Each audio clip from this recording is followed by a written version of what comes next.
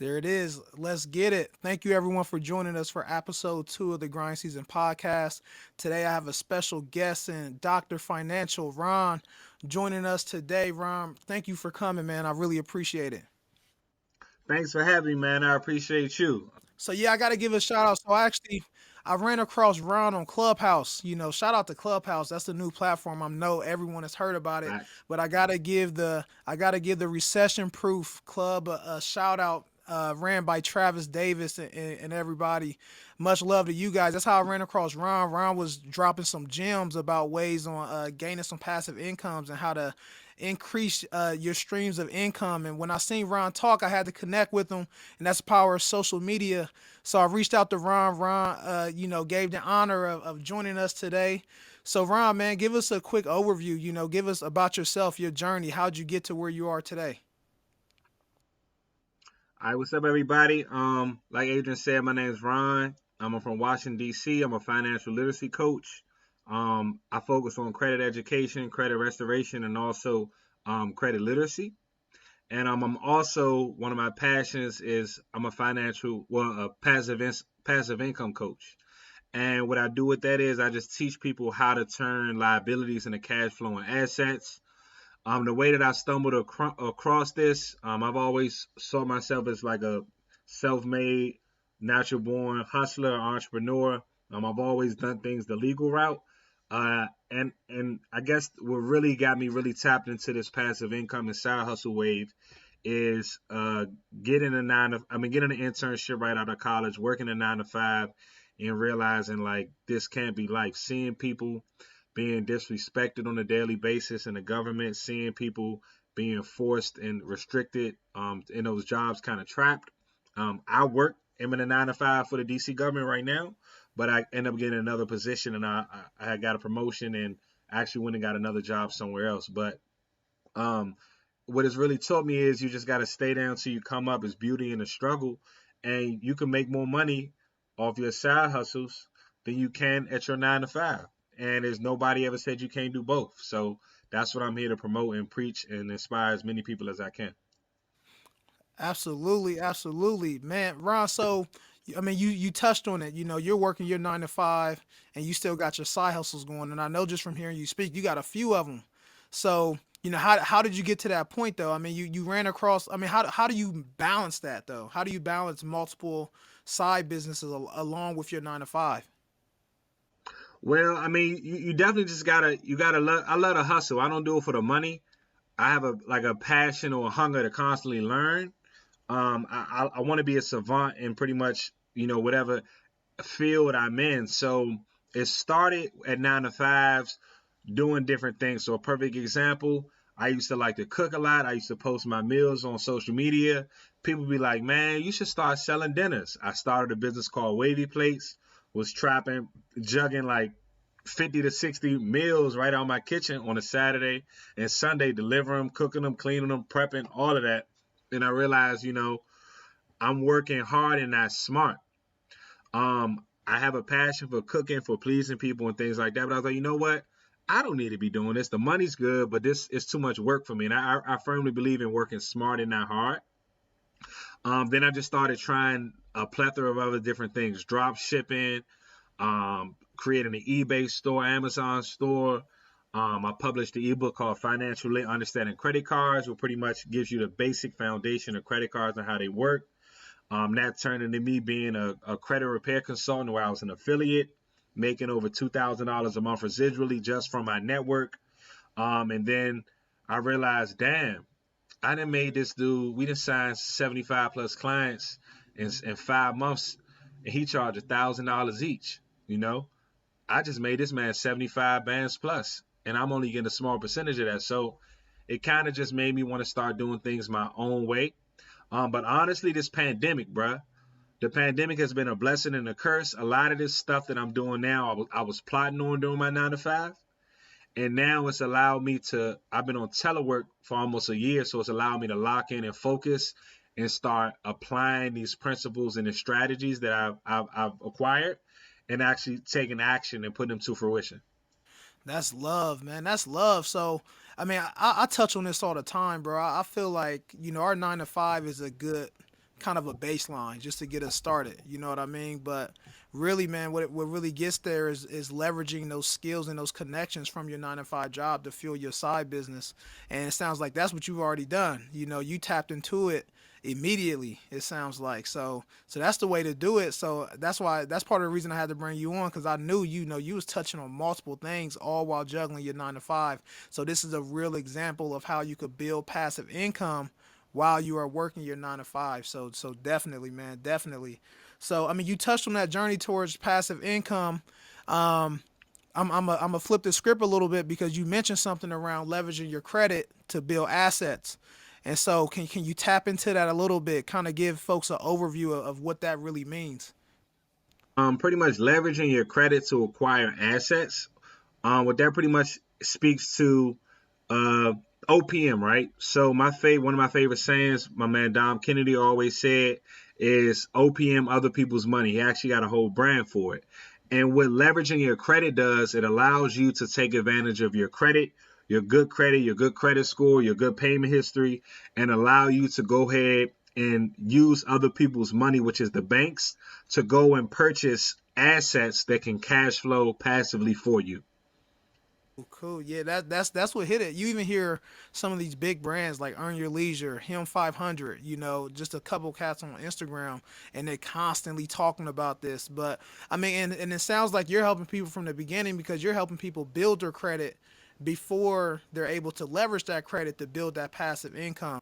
Cool, man. So Ron, what really gained my attention was the car rental business. So something for those that don't know, Ron he teaches and coaches people how to start a rental car business. And this sounds wild, because usually when you think about that, you think of enterprise budget, you know, the big companies, and it's like, how can a single person start a rental car business? But over the years, technology has allowed people to jump in the game.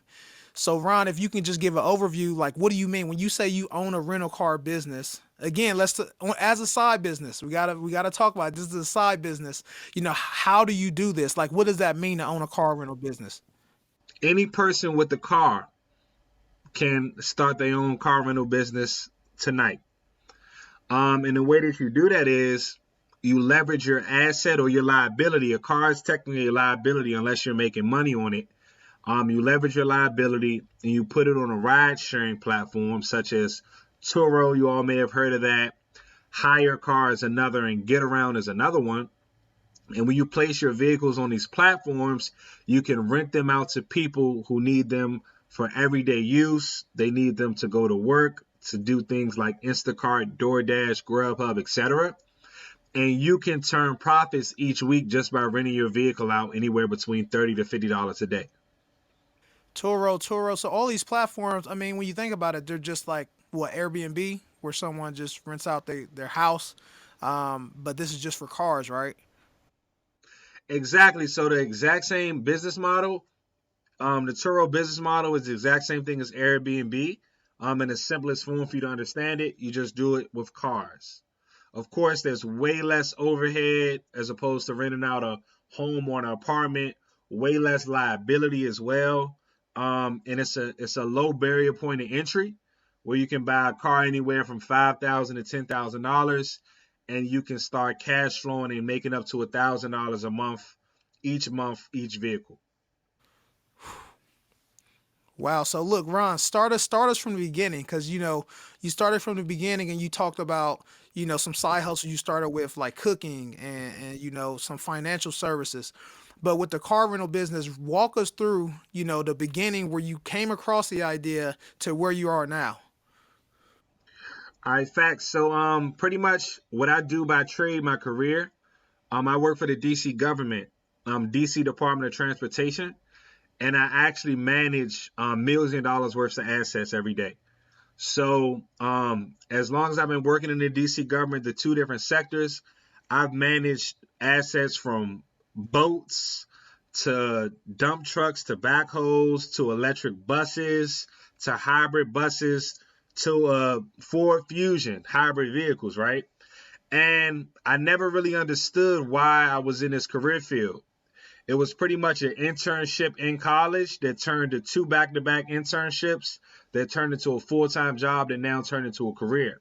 So I'm not mechanically inclined at all. I'm not a mechanic, not at all, but I understand how to manage an asset, all of the technology and infrastructure that's inside of these different types of vehicles and assets. And I came across the business model, pretty much just paying attention to what's going on in my city. I realized me living in DC, the DMV area, there's a lot of ride sharing vehicles. I've even drove Uber before and Lyft and Postmates and DoorDash. And I realized that with the pandemic, this has opened up another opportunity for people to go and start making money because there's over 30 million Americans without jobs, and all major public transportation have seen declines across the boards because nobody wants to hop on a train when cuz is sneezing, or you don't want to be on the bus when the old lady next to you coughing with COVID going around. So I came across the business model. I saw a few people doing it on social media. I reached out to some individual that I knew that I met on social media that was doing it. Literally, we knew each other for a week. He pulled up to DC.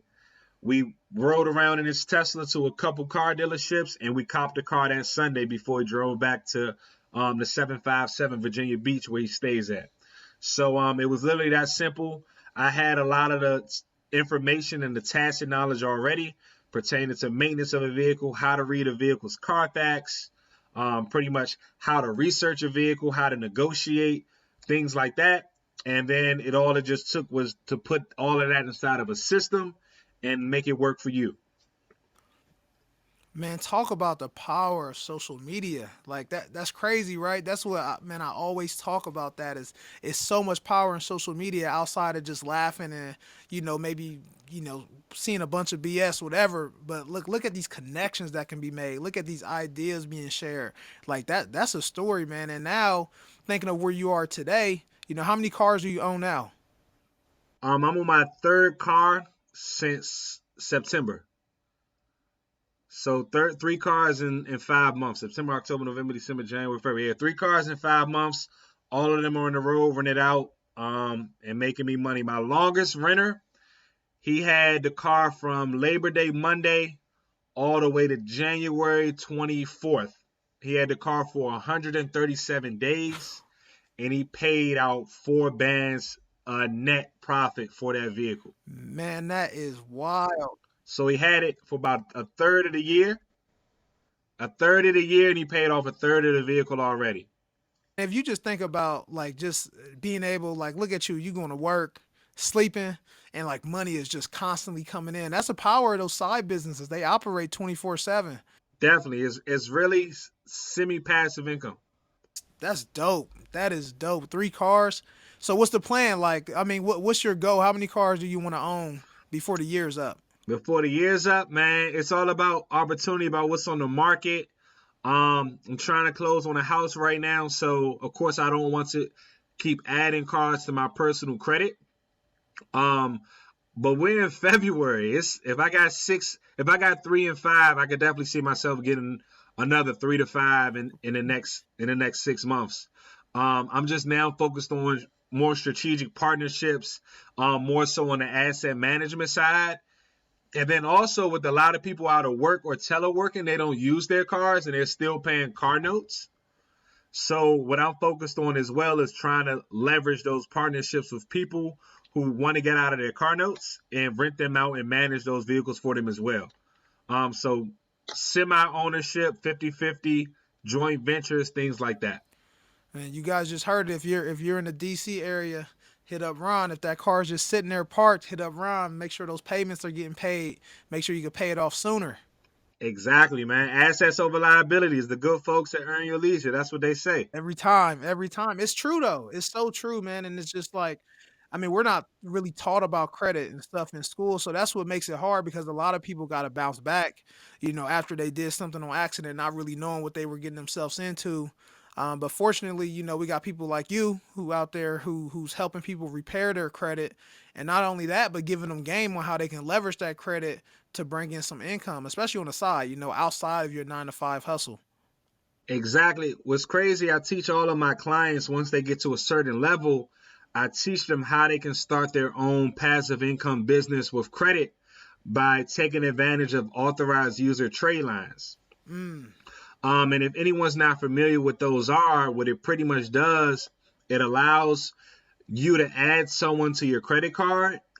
And when you add them to that card, your positive payment history and positive credit utilization and your limit reflects on their account. So oftentimes people need their credit score to be increased in a certain amount of time. I need to close on this house. I need to get this car. I'm about to move into this apartment. I need my score to go up X amount of points, right? So if that person that adds you, if they have a positive credit history, and if you have few derogatory items on your credit profile, you can see substantial increases in your score. One example to give you guys kind of a proof of concept, I added both of my younger brothers as authorized users on my credit cards. One's in college, one just got out. My middle brother had a 580. I added him, no, 590. I added him, and less than 30 days later, he had a 680 credit score. His score went up 80 to 90 points, right? And then my youngest brother, he didn't have any credit at all. He went from a 0 to a 750 out the gate. Ooh. And what I do is now I'm coaching them on how to build up their credit profile so they won't just have a number, but they'll also have some history under their own. So I can remove them at some point and go sell those trade lines. You know what, Ron? Man, I've heard about trade lining for some time now, and so when you're trade lining, like for you did it for your younger brothers, but to you could really make money on trade lining because you can do this through platforms where you're really doing it to like random people, but there's no risk to it. Like, have you really tapped into that yet? Yeah, so there's a website called TradelineSupply.com. You can go in there and you can actually sell your trade lines. Sell your spaces on your cards to that account when somebody buys it. They'll pay you a commission or a fixed fee. What I did, I like to cut out the middleman. So I created something called the 700 Credit Club. And what it does is I have a few people and I'm always looking for more. That if I have a client or come across someone who needs a trade line, I will broker that service out to them. So let's say, agent, you hit me up and say, Ron, I got somebody who needs a trade line. They're trying to close on his house and their score just dropped. Okay, it'll cost them $500 for 3 months. And I'll cash app you 250 and I'll keep the other 250. So like kind of like a referral fee, I'll get the 250 and then you add them to your credit profile. And the risk is very minimal because the way that it works is, let's say I add you as an authorized user, my bank will mail me a new card and then also a duplicate of your card. You will never have access to my card. I will cut up that card when it gets in the mail, leave you in there for 3 months. If your credit drops, if you get less stuff going to collections, you get a repo, that does not affect my credit at all. Because the only thing is my one account is now reporting on your credit profile. And when I remove it off of there after that 3 months and the bureau takes off that, now it's no longer reporting on your profile as well. So it's a very lucrative business. I've heard you can get clients paying $1,000 to $2,500 per trade line. Of course, I'm trying to tap into that clientele, but I teach anybody you can make money passively. So I'm a numbers guy, right? So think about this. Let's say you have 5 credit cards. And if you, let's say you can add 3 to 5 people per card. Some banks say you can do unlimited. You don't want to do that so they don't flag you. I stay between 3 and 5. Let's say you find 5 people at $1,000 each that will want to get added on one card. That's 5 racks that you'll make today, right? And let's say you find another 20 people who want to be added on those 4 other cards at $1,000, right? That's 25 racks that you'll make today. Then you keep them on there for 3 months or however long you choose. You kick them off, and then you go cycle another 25 people on there. So in actuality, if you're doing that every 3 months, you can literally make $100,000 extra a year from doing nothing different that you already do, but just being disciplined with your credit. And of course, you have to find those clients. But let's say you don't do 1,000, you do 500. That's an extra 50 racks a year. You feel me? Yeah, and like you said, there's minimum risk, right? Because they never get that card number. They don't even know who you are, right? Isn't that how it works? Exactly. On trade line supply, 9 times out of 10, they don't know who you are. With my clients, most of the time it's a referral or somebody needs one. If my all my cards are stopped up, I'll outsource it to someone in the 700 credit club. But I want to get to a point where I can have a free flowing clientele base who needs those type of authorized user trade lines, so that can be a flowing passively streaming income coming in for me. And Ron, I mean, when you think about the legal implications of it, I mean, technically, or I mean, truly, it's not against the law, right? It's not against the law at all. The only thing that one of the main things that you want to do to protect yourself, you don't want to have multiple people being cycled in and out on your credit cards. Because if you have a lot of people coming in and out, it'll flag your account. But there are tips and tricks and ways to get around that. One way that I recently came across that I haven't tried, but I will be trying soon. You can call your credit card company and say, "Hey, I'm going to be cycling in a nice amount of people this year coming into my on and off my credit card." And you can say, I work in my community. I have a nonprofit, and I'm trying to teach people about financial literacy, and I'm trying to help people build up their credit score and teach them about financial literacy. I myself have a nonprofit, a 501c3 corporation. I'm a co-founder, where I can actually say I have a nonprofit. They say, prove it. Here's my articles of incorporation, right? I teach financial literacy to my community. I have things that can vouch for that if they ever try to pull my card. But I've heard that people have been able to successfully do that without having to, show face or show proof. Gotcha. It sounds like if you're just not reckless with it. Yeah, you can't be reckless with it, because if they flag your account, they're gonna close down your account and close down your card. You lose all that positive credit history, that age. You might have a balance on there you still gotta pay, and you don't want your card being shut down because of that. Before we drop, I want you to give people some tactical steps, based on our conversation today. If someone is interested in anything you were talking about, especially the car rental business, I mean, what should be their next step? I mean, what can they do? Next step. So I actually have a course that breaks down turnkey how you can go and start your own rental car business. It's 50% off for Black History Month. It's usually 99. It's on sale for 49. But pretty much the first step I would say is your mindset. If you're gonna do this, you gotta approach it like a business, like any other business. You want to make sure you get your budget in order. How much are you willing to spend on a vehicle? You want to also make sure that you get your finances in order. How are you going to finance the vehicle? Are you going to leverage your personal credit? Are you going to crowdfund with your best friend or your family member? Are you going to establish an LLC and take advantage of business credit and business loans? Where will you have the vehicle parked? Are you going to assess your market? Look at, you can call these companies Turo and Hire Car and have them send you the data metrics of, how many vehicles to driver ratios are there in my city? What's the top rented vehicles? What's the average price for vehicles? You want to do that. You want to make sure you vet and get your insurance. You want to get a kill switch installed in your vehicle for leverage, just in case your renter doesn't text you back. Hey, the whip's off till you extend it. That's my favorite text to send people. Um, and yeah, you just want to make sure you prepare yourself for the mindset that, this is a business, this is life. Anything can happen.